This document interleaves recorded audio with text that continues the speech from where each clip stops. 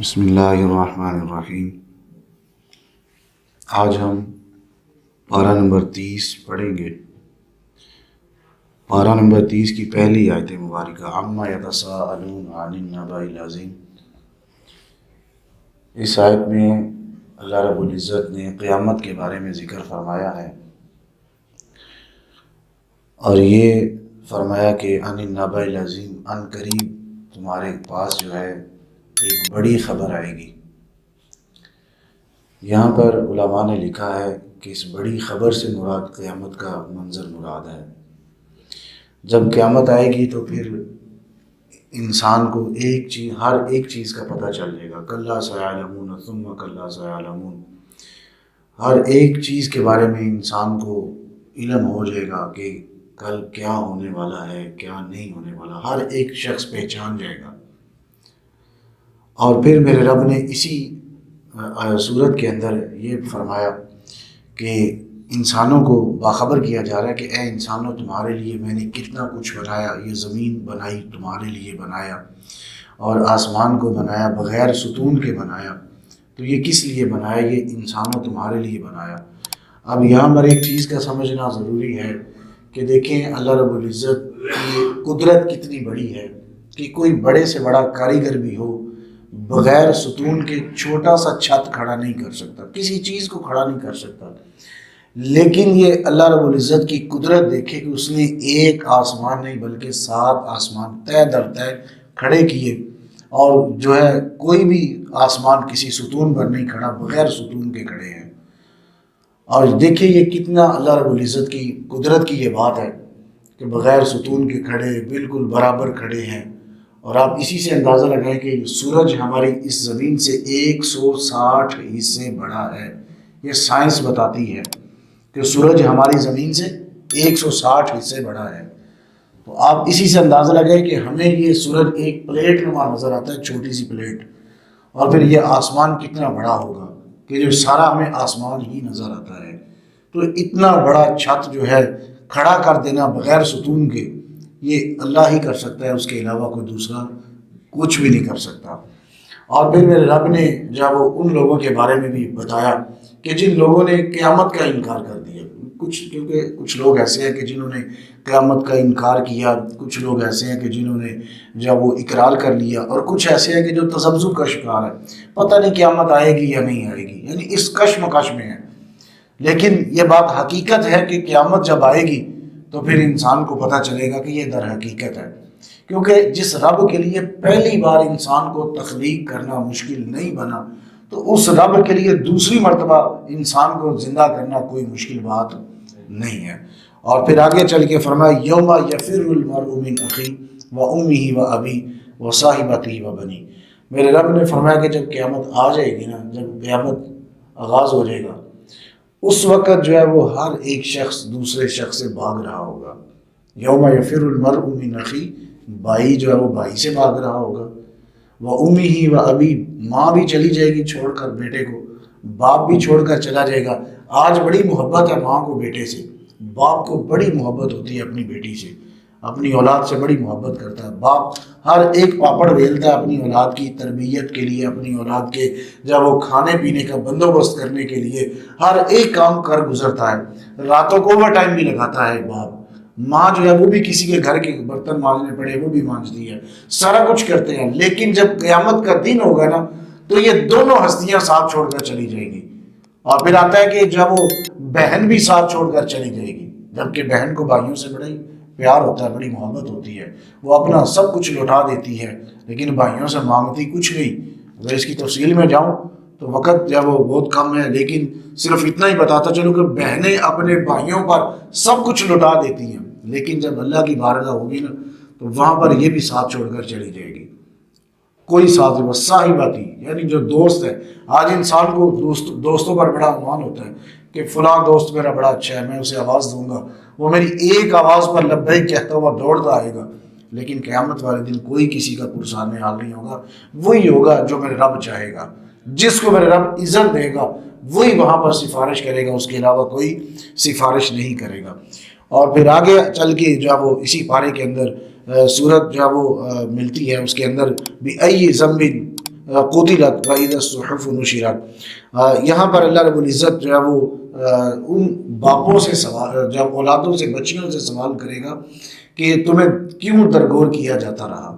یعنی یہ زمانہ جاہلیت کی جو روایت تھی کہ وہ بیٹیوں کو زندہ درگور کر دیا کرتے تھے، تو اللہ رب العزت جو ہے وہ یہاں اس نقشے کو کھینچا ہے کہ جب وہ میں کل قیامت والے دن جب میرے سامنے کھڑے ہوں گے تو میں ان سے نہیں سوال کروں گا بلکہ ان بچیوں سے سوال کروں گا کہ تمہیں کیوں زندہ درگور کیا جاتا رہا۔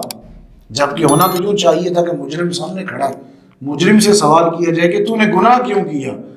یہاں گناہ گار سے میرے رب نہیں بات کرا بلکہ ان بچیوں سے بات کرے گا کہ بچیوں بتاؤ تمہیں کیوں زندہ درگور کیا جاتا رہا۔ یہاں مفسرین کرام نے لکھا ہے کہ بیٹیوں کا قتل اتنا گنونا جرم ہے کہ میرا رب ان لوگوں سے بات ہی کرنا گوارا نہیں کرے گا۔ یعنی مجرم اگرچہ وہ مجرم ہے لیکن میرا رب ان سے بات کرنا ہی گوارا نہیں کرے گا۔ آپ دیکھیں نا، روزہ دار کے لیے جو دو خوشیاں نا، اس میں سے ایک خوشی یہ بھی ہے کہ اسے جب وہ اللہ رب العزت اپنا دیدار کروائے گا تو اس کا دیدار کتنا جب وہ لذیذ ہوگا۔ موسیٰ کلیم اللہ نے جب کلام سنا تو دل میں آرزو آئی نا کہ میں دیکھوں وہ جب وہ چہرہ کہ جس نے میرے سے کلام کیا، میں اپنے رب کو دیکھنا چاہتا ہوں۔ لیکن جب وہ تاب نہ لا سکے، بات کرنے کا مطلب یہ ہے کہ اس انسان کی کتنی جو وہ قدر و منزلت ہے کہ جس انسان کو میرا رب اپنا دیدار کروائے گا۔ لیکن وہ باپ جنہوں نے اپنی بیٹیوں کو قتل کیا ہوگا، دیدار کروانا تو بڑی دور کی بات، میرا رب ان سے بات کرنا بھی گوارا نہیں کرے گا۔ تو یہ اتنا بڑا جرم ہے۔ اور یہ بات اکثر میں کہا کرتا ہوں کہ آج کے دور میں بھی یہ جب وہ دوبارہ رسم و رواج جب وہ ہمارے پاس آ چکا ہے۔ ایک وقت تھا کہ پیدا ہوتی تھی تو بعد میں جب اسے تہہ خاک ملا دیا جاتا تھا، لیکن آج تو پیدا ہونے سے پہلے ہی جو اسے ختم کر دیا جاتا ہے۔ پتہ چلتا ہے کہ بیٹی آنے والی ہے تو اندر ہی ختم کروا دیتے ہیں۔ تو یہ بیٹیوں کا قتل کتنا گنونا جرم ہے، تو اس چیز سے ہمیں باز رہنا چاہیے۔ بیٹی اللہ کی طرف سے رحمت ہے، جب وہ اللہ بیٹی اسی کو دیتا ہے کہ جس کو قدر منزلت کا پتہ ہے۔ ہر ایک کو بیٹی نہیں ملتی، یہ بڑے جب وہ عزت والے شخص کو بیٹی میرا رب دیتا ہے جسے پتہ ہے کہ بیٹی کی عزت کیا ہے، بیٹی کو کیسے سنبھالنا ہے۔ اور پھر آگے جا کے ملتا ہے یا ایھا الانسان ما غرک بربک الکریم الذی خلقک فسواک فعدلک۔ اب یہاں اللہ رب العزت نے جب وہ اپنے انسان کو بلانے کا انداز دیکھے میرے رب کا کیسا ہے کہ اے انسان ما غرک، تجھے کس چیز نے مغرور کر دیا اس کریم رب سے۔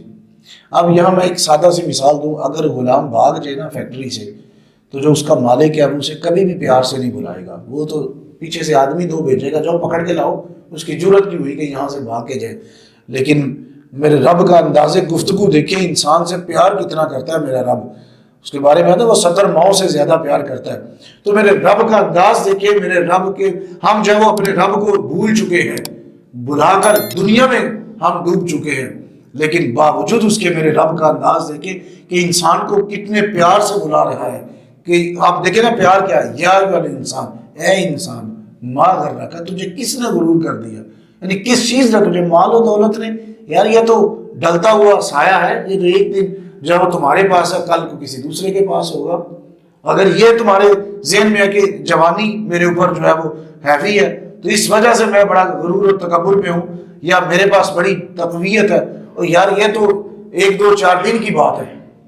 دیکھیں کتنے کتنے بڑے بادشاہ آئے، نام و نشان ختم ہو گیا، بڑے بڑے طاقتور پہلوان آئے، آج تہ خاک جو ہے وہ ملے ہوئے ہیں، ان کا نام و نشان بھی نہیں۔ بڑے بڑے مالدار سرمایہ دار ہے، کوئی نام لینے والا بھی نہیں۔ تو کبھی بھی اپنے آپ کو تکبر میں نہ ڈالے، بلکہ اپنے رب کی بارگاہ میں آئے، اپنے رب کو سر بسجود ہو، اسی میں بھلائی ہے، اسی میں جو وہ عبادت ہے، تو اپنے رب کو سجدہ ریزی کرے۔ اور پھر آگے چل کے آتا ان بطش ربک لشدید، سورۃ بروج کے اندر میرے رب نے فرمایا کہ جب میرا رب پکڑنے پہ آتا ہے تو اس کی پکڑ بڑی سخت ہے، جب چھوڑنے پہ آئے تو جب تک چاہے وہ چھوڑ دے، جب وہ پکڑنے پہ آئے ان بطش ربک لشدید، اس کی پکڑ بڑی سخت ہے۔ آج تو انسان اپنے آپ کو تکبر میں ڈالتے ہوئے یہ سوچتا ہے نا کہ میں جو وہ بڑا وہ طاقتور ہوں، میرے اندر بڑی طاقت ہے، میرے پاس بڑا پیسہ ہے، میں میرا بڑی شہرت یافتہ ہوں، میرا بڑا نام ہے۔ لیکن جب میرے رب کی طرف سے پکڑ آئے گی اس کی پکڑ بھی بڑی سخت ہے۔ تو اس وجہ سے بجائے اس کے کہ وہ دن آئے، ان دنوں سے پہلے ہم اپنا محاسبہ کریں، اللہ رب العزت کے حضور جو ہے وہ جھکنا سیکھے۔ اور پھر آگے چل کے اللہ رب العزت نے تخلیق انسان کے بارے میں فرمایا فَلْيَنْظُرِ الْإِنسَانُ مِمَّا خُلِقَ، میرے رب نے فرمایا کہ اے انسان تو نظر کر مما خلق، اپنی تخلیق پر، یعنی پیچھے میں نے بتایا نا کہ وہ انسان تکبر میں ہے، تو آگے چل کے میرے رب نے جو ہے وہ خود ہی فرمایا کہ فَلْيَنْظُرِ الْإِنسَانُ مِمَّا خُلِقَ، اے انسان تو نظر کر، تو دیکھ اپنی تخلیق پر، خُلِقَ مِن مَاءٍ دَافِقٍ، تجھے جو ہے وہ اچھلتے ہوئے پانی سے پیدا کیا، یخرج من بین الصلب والترائب، تجھے جو ہے وہ مٹی سے اور جو ہے وہ صلب کے اندر سے تجھے میں نے نکالا، اور انہ علی رجعہ لقادر، اور پھر میں تجھے واپس جب اپنی طرف لوٹانے پر بھی قادر ہوں۔ یعنی یہ میرے رب نے اپنی قدرت کا یہاں جب وہ ذکر فرمایا۔ اور پھر آگے چل کے میرے رب نے بڑی خوبصورت ایک مثال دی، افلا ینظرون الی الابل کیف خلقت، میرے رب نے فرمایا کہ اے انسان تو نظر کر الی الابل، اونٹ کی طرف، کیف خلقت، کہ ہم نے اس کی کیسی خلقت کی ہے۔ آپ دیکھیں نا، ایک اونٹ کی مثال میرے رب نے دی کہ ایک اونٹ ہے نا تو وہ 10 سے 15 دن تک بھوکا بھی رہ سکتا ہے، پیاسا بھی رہ سکتا ہے۔ تو میرے رب نے انسان سے کہا کہ دیکھو اس اونٹ کی طرف، کہ ہم نے اس اونٹ کی بھی تو تخلیق کی ہے نا، ہے وہ جانور لیکن وہ 10 سے 15 دن تک وہ بھوکا بھی رہ سکتا ہے، پیاسا بھی رہ سکتا ہے۔ اور پھر فرمایا کہ اس کے اندر کتنی اطاعت ہے کہ 10 دن تک بھی اسے بھوکا رکھے گے نا، وہ تب بھی تمہاری نافرمانی نہیں کرے گا۔ انسان ہے نا، اسے ایک وقت کا کھانا نہ ملے تو دوسرے وقت میں نافرمانی پہ اتر آتا ہے۔ تو میرے رب نے فرمایا اس اونٹ کی طرف دیکھ، وہ 10 دن تک بھی نہ کھائے اپنے مالک کے پاس سے، 15 دن تک بھی نہ کھائے تو پھر بھی نافرمانی نہیں کرے گا، پوری کی پوری اس کی اطاعت و فرما برداری کرے گا۔ تو انسان کو یہاں جھنجھوڑا گیا۔ اور پھر آگے چل کے فرمایا کہ لا اقسم بہذا البلد، میرے رب نے فرمایا کہ مجھے اس شہر کی قسم اے پیارے حبیب آپ جہاں پر موجود ہیں، یعنی حضور علیہ الصلوۃ والسلام اگر مکہ میں ہے تو قرآن مکہ میں ہے، اگر میرے نبی مدینہ میں ہے تو قرآن مدینہ میں ہے، اگر آپ طائف میں ہیں، اگر آپ بستر خدیجہ پر ہیں، بستر عائشہ پر ہیں، جہاں پر بھی، حجرے میں بھی، آپ جہاں جس مقام پر موجود ہیں قرآن آپ کے پیچھے پیچھے ہے، جس جگہ پر آپ موجود ہیں حضور علیہ الصلوۃ والسلام کے ذات۔ اور دیکھیں اللہ رب العزت پھر حضور علیہ الصلوۃ والسلام کے اس شہر کی بھی قسم اٹھا رہا ہے جس شہر پر میرے نبی ہیں، یعنی حضور علیہ الصلوۃ والسلام کو اللہ رب العزت کے ہاں وہ مقام حاصل ہے۔ اور پھر آگے چل کے اقرا بسم ربک الذی خلق، سورۃ علق، یہ جب وہ پہلی وحی، جب قرآن کا نزول ہوا نا، شروع ہوا نا، تو غار حرا میں جو پہلی وحی نازل ہوئی وہ پہلی وحی یہ تھی اقرا بسم ربک الذی خلق، اس کا ذکر بھی اسی پارے کے اندر ملتا ہے۔ اور پھر آگے چل کے جب وہ سورۃ القدر، انا انزلناہ فی لیلۃ القدر، میرے رب نے فرمایا کہ ہم نے اسے شب قدر میں اتارا، یعنی اس سے مراد یہ ہے قرآن پاک۔ اب قرآن پاک میرے رب نے شب قدر یعنی لیلۃ القدر، جب وہ صحیح روایات میں یہ ملتا ہے، جب وہ اکثر روایات میں یہی آتا ہے کہ قرآن کا نزول 27ویں رمضان کو جب وہ نازل ہوا۔ ویسے تو جب وہ 23 سال کے عرصے میں اس کا نزول ہوا، لیکن یک بارگی کے ساتھ، کیونکہ آپ قرآن پاک کا اسلوب یہاں پر دیکھیں، انا انزلناہ، اگر آپ گرامر کی طرف آئیں تو گرامر میں انزل ینزل، افعال، باب افعال کا یہ صیغہ ہے، تو اس کا معنی ہوتا ہے یک بارگی کے ساتھ کسی کام کا کرنا، یعنی افعال، یک بارگی کے ساتھ آنا۔ تنزل، تنزل کا معنی ہوتا ہے آہستہ آہستہ، یعنی تفعیل باب کا یہ کہ اگر ماضی میں آ جائے تو آہستہ آہستہ کسی کام کو کرنا۔ تو قرآن میں دونوں ذکر ملتا ہے، وَنَزَّلْنَاهُ تَنزِيلًا، ہم نے قرآن کو آہستہ آہستہ کر کے نازل کیا۔ اور پھر میرے رب نے خود ہی فرمایا اِنَّا أَنزَلْنَاهُ، ہم نے قرآن کو یک بارگی کے ساتھ نازل فرمایا۔ کہاں، کب فرمایا؟ فی لیلۃ القدر، لیلۃ القدر کی رات، یعنی یہاں سے مفسرین کرام نے 27ویں رات کا مراد لیا کہ 27ویں رات کو ہم نے قرآن کا نزول کیا، یعنی آہستہ آہستہ پہلے نازل ہوا، پھر آسمان دنیا پر آیا، پھر آسمان دنیا سے یک بارگی کے ساتھ 27ویں رمضان کو اس روئے زمین پر آیا۔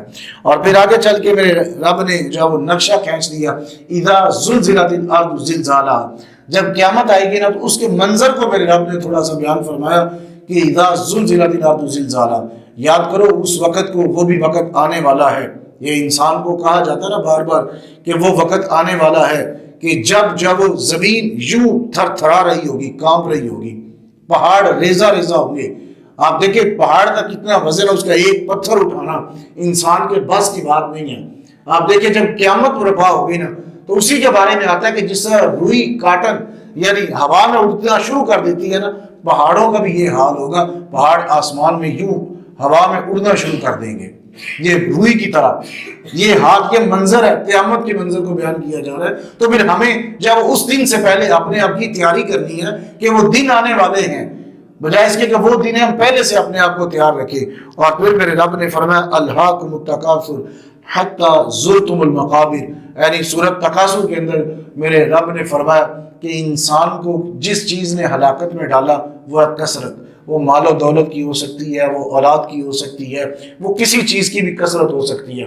دیکھیں عرب کے اندر ایک رواج تھا نا، جس کے ہاں اولاد زیادہ ہوتی وہ اپنے آپ کو زیادہ جب وہ معزز تصور کرتا تھا.